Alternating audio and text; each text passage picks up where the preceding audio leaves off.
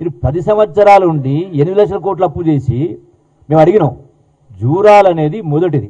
జూరాలపైనే జూరాల, భీమా, నెట్టెంపాడు, కోయిల్ సాగరు ఇవన్నీ ఉన్నాయి. సో నీరు సరిపోవడం లేదు, ఒక పంట కూడా సరిపోవడం లేదు.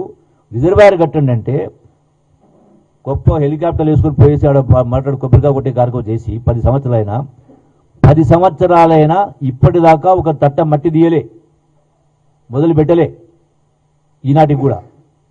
ఎందుకు? నిధులు లేకనా? నీళ్లుండే. నీకు చిత్తశుద్ధి లేక పాలమూరు ప్రాజెక్టు పైన పాలమూరుకెళ్ళి ఎంపీగా గెలిచి ఇలా గుణాలు అక్కడి నుంచే కదా తెలంగాణ రాష్ట్ర సాధనలో భాగంగా చేయలే. ఆర్డీఎస్ గురించి మాట్లాడుతున్నారు కేసీఆర్, కరెక్టే. ఆర్డీఎస్ ద్వారా ఎప్పుడు ఈనాడు కాదు, మన స్వాతంత్రం కంటే ముందు నుంచి ఆర్డీఎస్ సంబంధించి 90,000 ఎకరాలు రావాలి, సుమారుగా నీళ్ళు రావాలి. మీరు మరి తుమ్మిళ్ళ లిఫ్ట్ అని పెట్టి అది కేవలం 10,000 ఎకరాలు రావట్లేదు. దానిలో కూడా రిజర్వాయర్ కట్టాలా. ఈనాటి కూడా రిజర్వాయర్ కట్టలే. తుమ్మిళ్ళ లిఫ్ట్కి సంబంధించి కూడా ఈనాటి కూడా రిజర్వాయర్లు కట్టలేదు. ఎందుకు కట్టలేదని ప్రశ్నిస్తా ఉన్నా. ఇంత ప్రేమ వల్కపోతున్నాడు కేసీఆర్ పాలమూరు పైన. కేఎల్ రిజర్వాయర్లు కట్టలే, కల్వకుర్తి అంతర్భాగంలో 29 ప్యాకేజీ పూర్తి కాలే, ఈ ల్యాండ్ అక్విజిషన్ కాలే, రిజర్వాయర్స్ కట్టలే.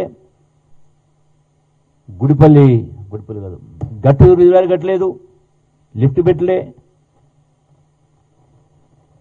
మరి తుమ్మిళ్ళ లిఫ్ట్కి సంబంధించి కూడా ఇప్పటిదాకా కూడా రిజర్వాయర్ కట్టే కార్యక్రమం చేయలే. అందుకని ఒకటే చెప్తా ఉన్నాం, ఇవన్నీ కూడా ఈ ప్రభుత్వం దద్దమ్మ ప్రభుత్వం, ఈ ప్రభుత్వం కాదు. తెలంగాణ రాష్ట్రం కోసం వందలాది మంది బిడ్డలు ప్రాణత్యాగం చేసిన తర్వాత దద్దమ్మ పరిపాలన చేసి, బాధ్యతారహిత పరిపాలన చేసి, రాష్ట్రాన్ని అప్పుల కుప్పగా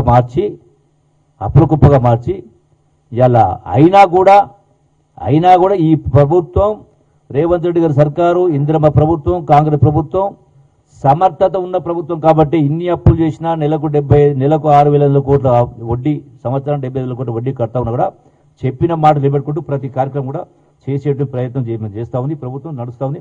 ఇంకా కేవలం 2 సంవత్సరాలు అయింది, ఇంకా చేసే చాలా ఉంది. చాలా యూరియా గురించి మాట్లాడతాడు. అంటే అసలు యూరియా షార్టేజ్ అనేది ఎవరి కారణం? 100% కేంద్ర ప్రభుత్వం అధీనంలో ఉంది, కేంద్ర ప్రభుత్వం బాధ్యత. ఒకప్పుడు షుగర్ కోటా ఉంటుండే, గోధుమ కూడా అంటే రేషన్ కార్డు కోటా ఉంటుండే, టెలిఫోన్ కార్డు కోటా ఉంటుండే. అంటే సఫిషియంట్ సప్లై లేనప్పుడు, డిమాండ్ సప్లై అనేది అబ్నార్మల్ గ్యాప్ ఉన్నప్పుడు అటువంటి పరిస్థితి ఏర్పడ్డది.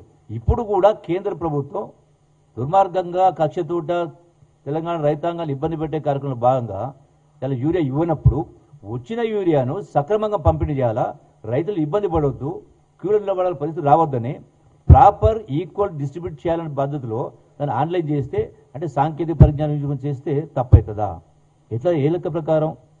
అందుకనే మరి ఇన్ని లక్షల కోట్లు అప్పు చేసి కూడా ఎందుకు రామగుండం ఫర్టిలైజర్ కార్పొరేషన్ ఎందుకు తెలిపేలే? కేంద్ర ప్రభుత్వం పోతే మీరే అప్పు చేయొచ్చు కదా, ఇన్ని లక్షల కోట్లు అప్పు చేసింది కదా. సో డెఫినెట్గా కేసీఆర్ నిన్న మాట్లాడిన మాటల విషయంలో కేవలం దీన్ని ఒక ఆయుధంగా పావుగా వాడుకునే ప్రయత్నంలో భాగమే తప్ప ఇవి వాస్తవాలు కాదు. నిర్బంధంగా ఆయన మొత్తం మాటలు కూడా మోసపూరిత మాటలు తప్ప, ప్రజల్ని మభ్యపెట్టే మాటలే తప్ప, వాళ్ళు మొన్న జరిగినటువంటి జూబ్లీ ఉప ఎన్నిక తర్వాత మొన్న జరిగినటువంటి సర్పంచ్ ఎన్నికల్లో బీజేపీ కలిసి పోటీ చేసిన తర్వాత కూడా వాళ్ళ ప్రతిష్ట దిగజారింది కాబట్టి, వాళ్ళ పార్టీని కాపాడుకోలేకపోతున్నారు కాబట్టి ఇప్పుడు కూడా బిడ్డ కనీసం ఈ మాత్రమైనా ఏదో మళ్ళీ రేపు వచ్చేటువంటి స్థానిక సంస్థ ఎన్నికల్లో కొంత లబ్ధి పొందాలనే దానిలో కుట్రలో వ్యూహంలో భాగంగా తప్ప ఆయన మాట్లాడే మొత్తం కూడా అవాస్తవాలు. Thank you.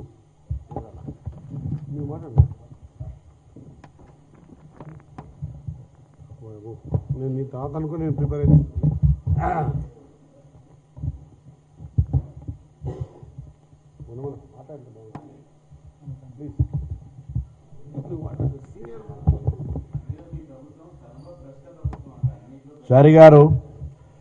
షారి గారు మేము 10 సంవత్సరాల అధికారంలో ఉన్నటువంటి పార్టీ కాదు, 2 సంవత్సరాల అధికారంలో ఉన్నాం. ఇది ప్రజాస్వామిక భారతదేశంలో తెలంగాణ అంతర్భాగం. ఒకవేళ మా ప్రభుత్వం ప్రజలకు సంబంధించి ఏదైనా పొరపాట్లు చేసుంటే ప్రజాస్వామికంగా రాజకీయ పార్టీగా, ప్రధాన ప్రతిపక్ష పార్టీగా గత 2 సంవత్సరాల నుంచి కూడా అనేక సందర్భాల్లో శాసనసభలో బయట తెలంగాణ ప్రభుత్వ కార్యక్రమాలకు మద్దతు ఇవ్వండి, లేకపోతే మాకు సలహా సూచనలు ఇవ్వండి, ప్రధాన ప్రతిపక్ష బాధ్యత నిర్వహించమని మేమే అనేక సందర్భాల్లో కోరినాం. కానీ స్ట్రగుల్ ఫర్ ఎగ్జిస్టెన్సీ, ఉనికిని కాపాడుకోవడానికి మీరు రాగానే తోలు తీస్తామంటే ఇక్కడ మేము ఇప్పి తోలు చూపెట్టి మీకు ఇవ్వడానికి సిద్ధంగా లేం. మేం తప్పకుండా మా ప్రభుత్వం ప్రజలకు అనుగుణంగా, ప్రజా ఆలోచనకు అనుగుణంగా, ప్రజా పాలన పేరు మీద ప్రభుత్వాన్ని కొనసాగిస్తా ఉన్నాం. ఎవరు పడితే ఏది పడితే అది మాట్లాడితే చూస్తూ ఊరుకోవడానికి లేం. బరాబర్గా ప్రజలకు జవాబుదారి చెప్తాం. ప్రజలు తోలు తీస్తే, బరాబర్ పొరపాటు చేస్తే దానికి అంగీకరిస్తాం. తోలు తీసే హక్కు ప్రజాస్వామ్యంలో ప్రజలకు మాత్రమే ఉంది.